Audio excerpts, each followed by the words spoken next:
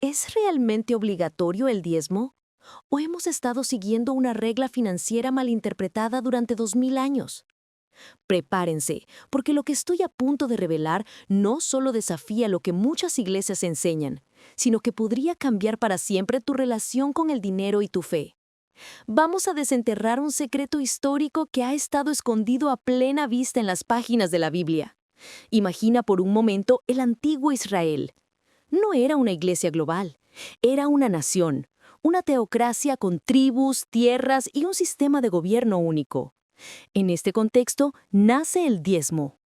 La mayoría de nosotros hemos escuchado que el diezmo es dar el 10% de nuestros ingresos a la iglesia, un mandato divino para asegurar la bendición de Dios. Pastores y líderes lo citan como una prueba de fe y obediencia. Pero, ¿y si esa no fuera toda la verdad? ¿Y si el propósito original del diezmo no tuviera nada que ver con financiar edificios de iglesias o salarios pastorales en el siglo XXI? La Biblia misma nos da las pistas. En el libro de Números se establece claramente que el diezmo estaba destinado a una tribu específica, la tribu de Leví.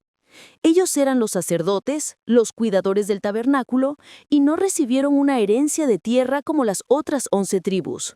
El diezmo, por lo tanto, no era una ofrenda voluntaria a un dios abstracto, sino un impuesto agrícola y ganadero, un sistema de sustento social y religioso para una tribu sin tierras. Era su salario, su sustento, su porción. Esta era la ley para Israel, una ley atada a la tierra, a la cosecha y a una estructura tribal específica. No era una ley para los egipcios, los romanos o los griegos. Era para ellos.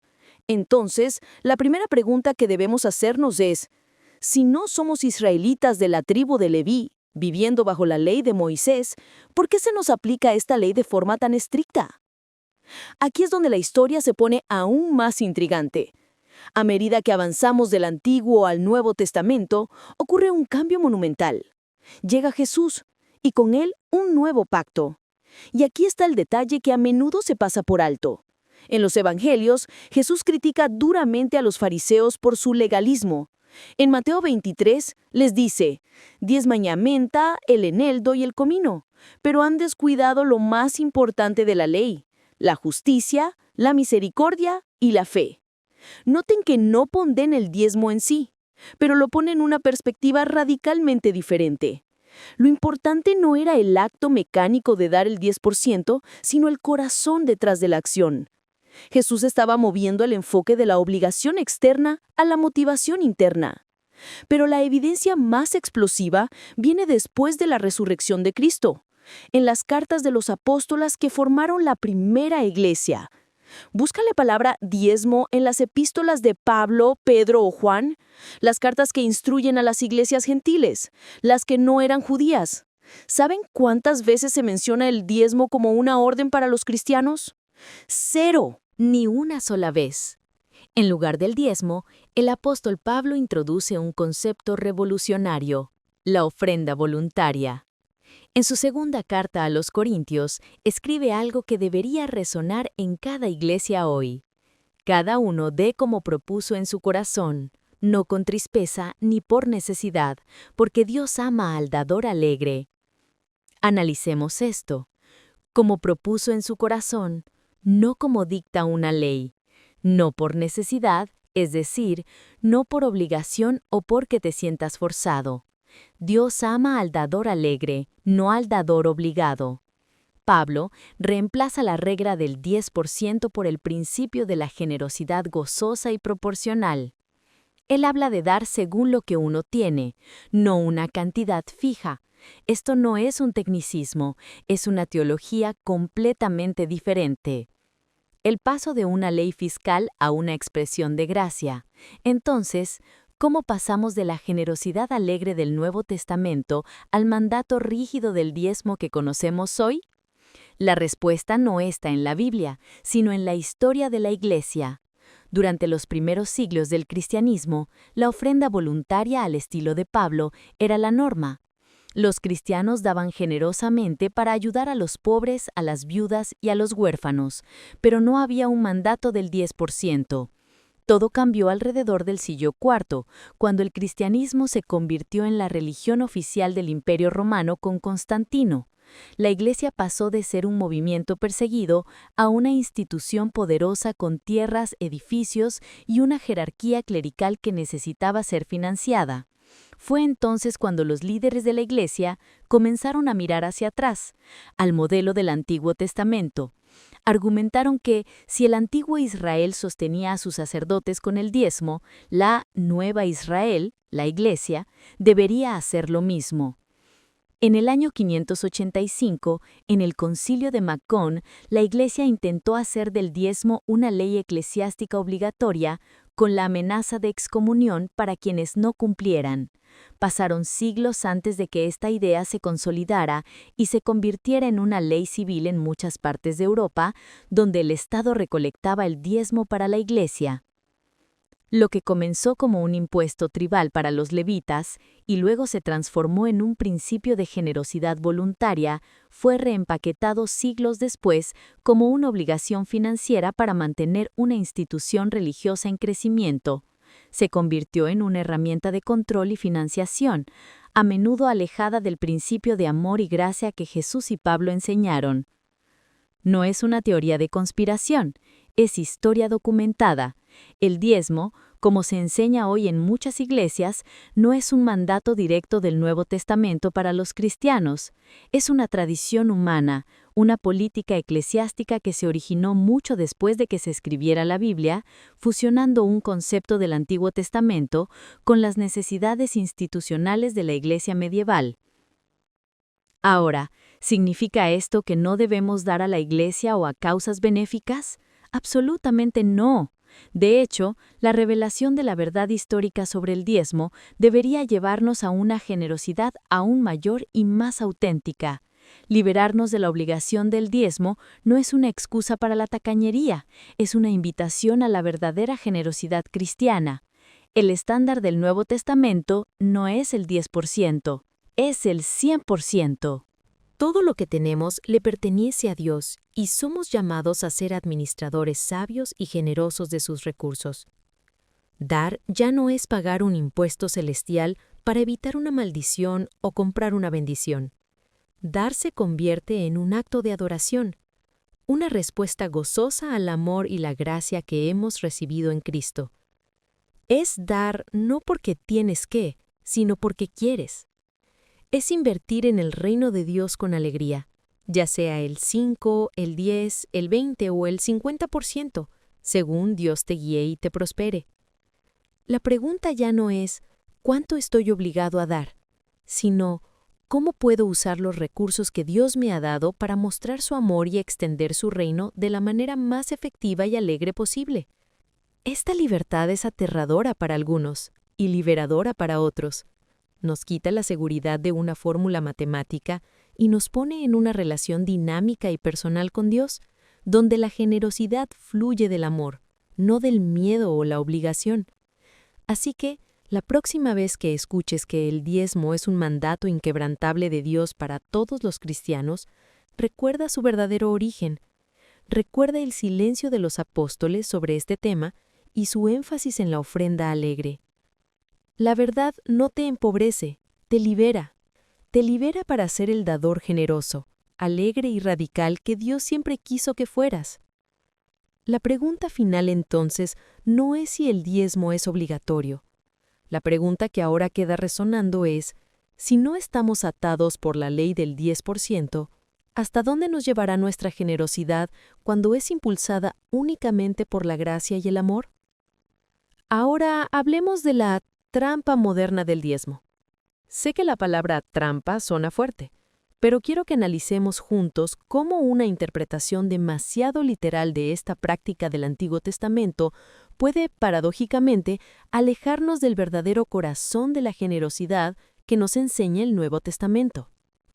En los tiempos de Jesús, el sistema del diezmo, como lo conocían los hebreos, estaba llegando a su fin. El Templo de Jerusalén, el centro de toda esa estructura levítica, sería destruido en el año 70 después de Cristo. Esto marcó un cambio radical en la forma de adorar y de ofrendar. Jesús mismo criticó a los fariseos, No por diezmar, ojo, sino porque se enfocaban tanto en la regla de dar la 10ª parte de la menta y el comino, que se olvidaban de lo más importante: la justicia, la misericordia y la fe. Es como si estuvieran tan ocupados contando monedas que se olvidaban de amar al prójimo. El Nuevo Testamento nos presenta un modelo completamente diferente, uno que no se basa en un porcentaje fijo y obligatorio, sino en algo mucho más profundo: la ofrenda alegre y voluntaria. El apóstol Pablo lo explica de maravilla en su 2ª carta a los Corintios. Dice: «Cada uno dé como propuso en su corazón, no con tristeza ni por necesidad, porque Dios ama al dador alegre». ¿Ven la diferencia? Ya no es una ley, un impuesto religioso que tienes que pagar sí o sí. Es una decisión del corazón motivada por el amor y la gratitud, no por la obligación o el miedo a una maldición. Pensar que si no das exactamente el 10% estás robando a Dios es una interpretación que genera culpa y ansiedad y que no encaja con el mensaje de libertad y gracia que trajo Jesús. La ofrenda del Nuevo Testamento es un acto de adoración, un reflejo de cuánto hemos entendido del amor de Dios por nosotros. No se trata de cumplir con una cuota para recibir una bendición, sino de dar libremente porque ya hemos sido bendecidos. Este cambio de mentalidad es liberador. Te quita el peso de tener que cumplir con una cifra exacta y te invita a participar en la obra de Dios con un corazón genuino. Imagina que un amigo te invita a su cumpleaños y te dice: «Estás obligado a traerme un regalo que cueste exactamente $50». ¿Cómo te sentirías? Probablemente la alegría de darle un regalo se convertiría en una obligación pesada. Pero si ese mismo amigo te dice: «Tu presencia es mi mejor regalo, pero si quieres traer algo, lo que sea, será bienvenido». Entonces, dar se convierte en un placer. Así es como el Nuevo Testamento nos enseña a ofrendar. No es un mandato, es una invitación a la generosidad. Al enfocarnos en la obligación del diezmo, corremos el riesgo de convertir un acto de amor en una simple transacción financiera con Dios, y eso es precisamente lo que Jesús vino a cambiar. La verdadera ofrenda nace de un corazón transformado, no de una calculadora. Entonces, ¿qué pasó? ¿Cómo pasamos de la ofrenda alegre del Nuevo Testamento a la idea tan extendida hoy de que el diezmo es una obligación ineludible para todo cristiano? Aquí es donde la historia se pone realmente interesante. Durante los primeros siglos del cristianismo, la ofrenda voluntaria era la norma. Los creyentes daban lo que podían, movidos por la compasión, para ayudar a los pobres, a las viudas, a los huérfanos y para sostener a los que predicaban el Evangelio. No hay registros históricos sólidos que indiquen que las primeras comunidades cristianas practicaran el diezmo como una ley, pero todo empezó a cambiar con el tiempo. A medida que la Iglesia crecía y se institucionalizaba, especialmente después de que el cristianismo se convirtiera en la religión oficial del Imperio Romano con el emperador Constantino, sus necesidades financieras también aumentaron. Se empezaron a construir grandes basílicas, la estructura del clero se volvió más compleja y se necesitaban fondos para mantener toda esa maquinaria. Fue en este contexto, siglos después de los apóstoles, que algunos líderes de la Iglesia comenzaron a mirar hacia el antiguo pacto en busca de un modelo para financiar la institución. El diezmo levítico parecía una solución perfecta. Era un sistema organizado, predecible y, lo más importante, tenía una base bíblica, aunque fuera del antiguo pacto. Concilios como el de Tours en el año 567 y el de Macón en el 585 empezaron a recomendar y luego a legislar el pago del diezmo. Poco a poco, lo que había sido una ofrenda voluntaria se transformó en un impuesto eclesiástico obligatorio, a menudo recaudado con la misma autoridad que los impuestos del rey. Durante la Edad Media, el diezmo se convirtió en una ley en gran parte de Europa. Los campesinos estaban obligados a entregar una 10ª parte de sus cosechas a la Iglesia, les alcanzara o no para alimentar a sus propias familias. Negarse a pagar podía llevar a la excomunión, una sentencia terrible en aquella época. Es fundamental entender este desarrollo histórico. La práctica del diezmo obligatorio no surgió de las enseñanzas de Jesús o los apóstoles, sino de las necesidades administrativas y financieras de una iglesia institucionalizada siglos después. Se tomó un modelo del antiguo pacto y se aplicó a una realidad completamente nueva, a menudo perdiendo el espíritu de generosidad voluntaria del Nuevo Testamento. Este sistema de diezmo obligatorio también tuvo consecuencias que quizás sus promotores no anticiparon. Generó una enorme riqueza y poder para la jerarquía eclesiástica, lo que en algunos casos llevó a la corrupción y a un distanciamiento cada vez mayor entre el clero y el pueblo. La Reforma Protestante del siglo XVI, liderada por figuras como Martín Lutero, cuestionó muchas de estas prácticas, incluyendo la venta de indulgencias y el poder terrenal de la Iglesia. Lutero, por ejemplo, no estaba en contra de dar para la Iglesia, pero sí enfatizaba que debía ser un acto voluntario y no una ley impuesta que generara culpa. Sin embargo, la idea del diezmo como un estándar de ofrenda ya estaba muy arraigada. Muchas iglesias protestantes, aunque rechazaron la autoridad papal, mantuvieron la práctica del diezmo, reinterpretándola no como una ley civil, sino como un principio moral o un mínimo de ofrenda para el creyente. Y así, esta costumbre viajó a través de los siglos y los continentes, llegando hasta nuestros días.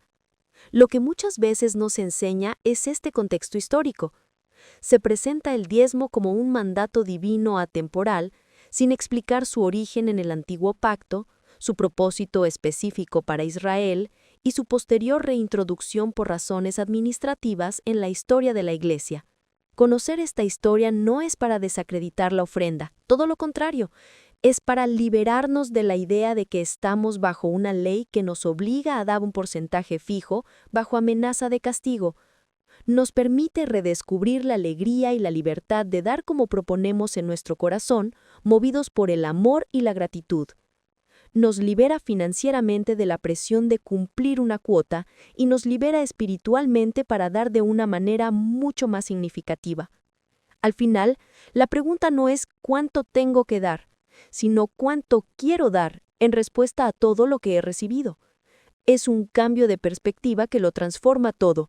Pasamos de ser deudores que pagan una cuenta a ser hijos agradecidos que participan con alegría en la obra de su Padre.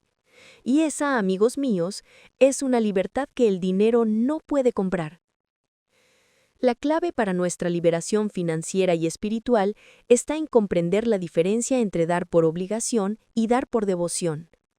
El Nuevo Testamento nos llama a ser administradores de todo lo que Dios nos ha dado, no solo del 10%.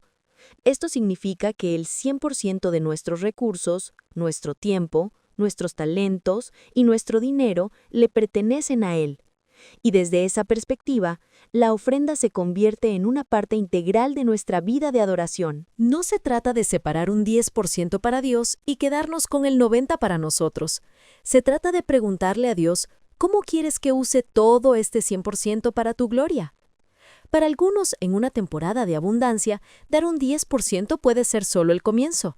Quizás puedan dar un 15%, un 20% o más.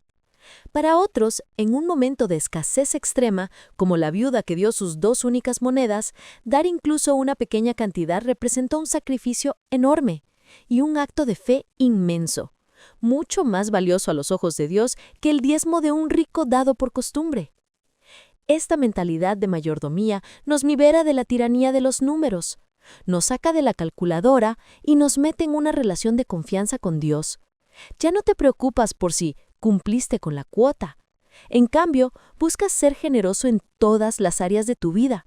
Ayudas a un vecino necesitado, apoyas a un misionero, ofrendas en tu iglesia local para sostener su ministerio, inviertes en causas que expanden el reino de Dios. Todo esto es parte de la ofrenda del Nuevo Testamento. No hay una fórmula única. Dios mira el corazón y la actitud detrás del don, no solo el monto. Liberarte financieramente no significa dejar de dar. Significa dejar de dar por miedo o por obligación y empezar a dar por amor y con sabiduría. Significa tomar el control de tus finanzas bajo la guía de Dios, hacer un presupuesto, salir de deudas y planificar tu generosidad de manera intencional, Cuando das desde un lugar de libertad y alegría, la ofrenda deja de ser una carga y se convierte en un privilegio y una fuente de gozo indescriptible. Así que para concluir esta parte de nuestra investigación, el secreto histórico que la Iglesia a menudo no enseña es que el diezmo obligatorio no es una doctrina del Nuevo Testamento. Fue una práctica del Antiguo Pacto para una nación y un sistema sacerdotal específicos, que fue reintroducida siglos después por razones administrativas. El Nuevo Testamento nos llama a un estándar mucho más alto y a la vez más liberador: la generosidad radical, alegre y voluntaria, que fluye de un corazón agradecido y que ve todo lo que tenemos como un regalo de Dios para ser administrado para su gloria. Entender esto te libera de la culpa, del miedo y de la presión financiera. Te empodera para ser un dador alegre, estratégico y generoso, sin estar atado a un porcentaje fijo. Te invita a una relación más profunda y de mayor confianza con Dios sobre tus finanzas. Esta es la verdadera libertad financiera que el Evangelio ofrece. Quiero saber qué piensas tú. ¿Cuál es tu teoría sobre el diezmo? ¿Crees que es una obligación, un punto de partida o algo completamente diferente? Déjame tu comentario aquí abajo. Quiero leer cada una de sus opiniones. Si esta investigación te ha abierto los ojos y te ha parecido valiosa, no olvides darle un buen like a este video porque eso me ayuda muchísimo a llegar a más personas. Y lo más importante, suscríbete y activa la campanita, porque en el próximo video vamos a desglosar paso a paso cómo aplicar estos principios para crear un plan de generosidad que realmente funcione para ti y te traiga paz financiera. No te lo puedes perder. Nos vemos en la próxima investigación.